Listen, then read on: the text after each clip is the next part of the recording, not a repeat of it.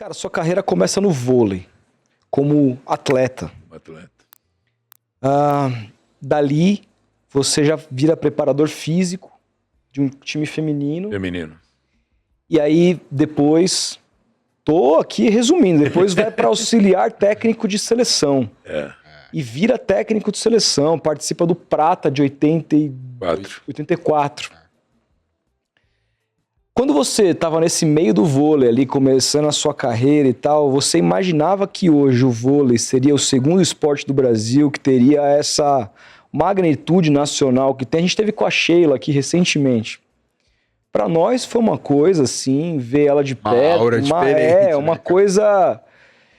Você imaginava que ia ser o trabalho de vôlei brasileiro ia ser algo tão bonito naquela época? Mas nessa época já era um pouco, né? Não, na minha época de jogador, não, né? Depois...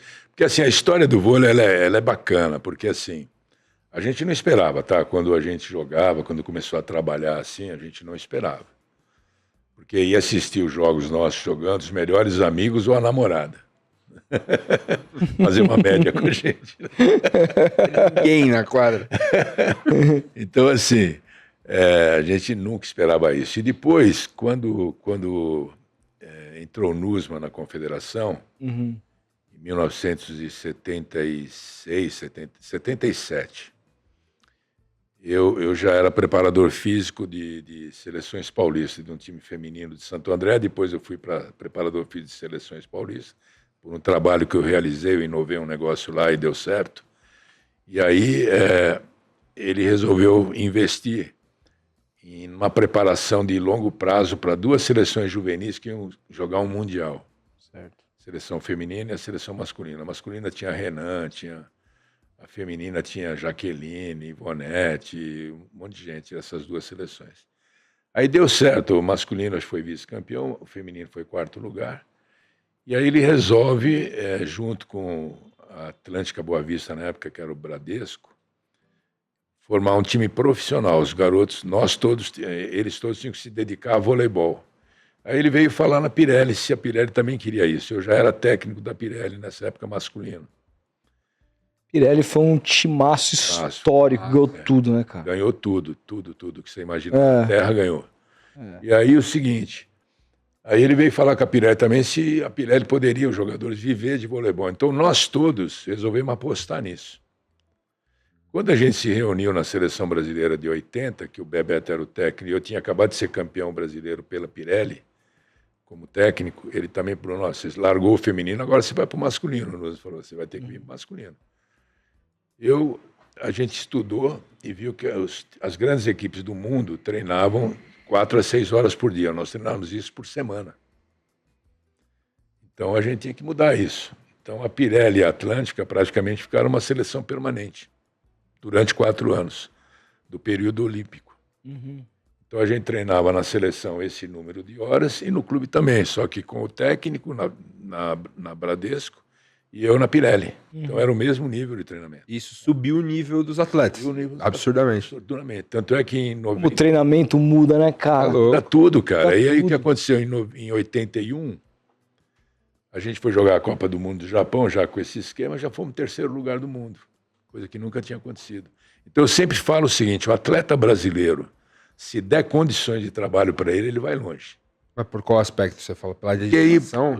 Porque assim, se tiver uma comissão técnica legal, que estuda tudo, e o atleta tiver tranquilidade para pensar só naquilo, adeus, cara, adeus, entendeu? Ele dá resultado. E como que você vê até hoje Bernardinho e Zé Roberto no auge, assim? Cara, continuando a treinar com os dois são fantásticos, né? Fantásticos. O Bernardinho, eu fui técnico dele na seleção. Eu sempre, quando eu era técnico, eu sempre expunha um esquema tático. Eu falava, vocês estão confortáveis para fazer isso? E sempre você tem que discutir com o jogador, né? As opiniões do Bernardinho, sensacionais. Né? De questionar. De questionar, Você já via que o cara tinha uma... E o Zé, eu joguei com ele. Eu fui contemporâneo de jogar junto com o Zé. O Zé chegava na quadra a 1h da tarde, saía às 10 horas da noite e ficava treinando sozinho.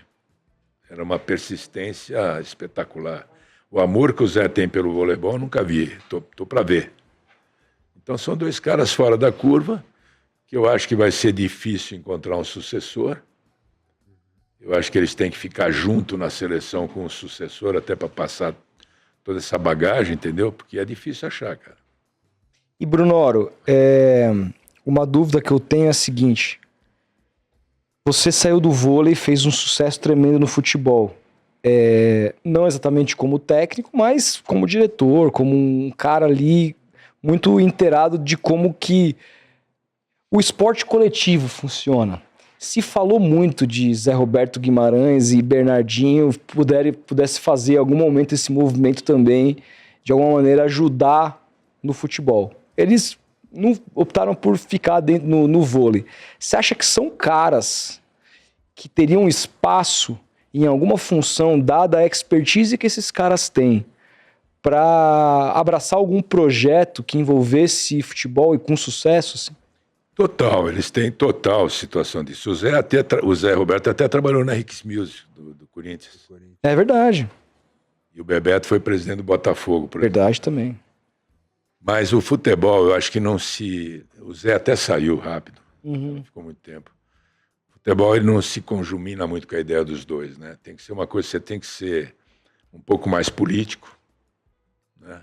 Você tem que saber, você tem que usar a política para poder atingir alguns objetivos. Não a política ruim, tá? Mas a política que você tem que fazer um pouco de média com aquele. Concessão, essa coisa toda. Foda, né? Esse é o estilo dele, sabe? O Zé eu tenho certeza que não, porque ele já saiu. O Bernardinho, né, acho que nem pegou essa barca aí, porque ele não quis.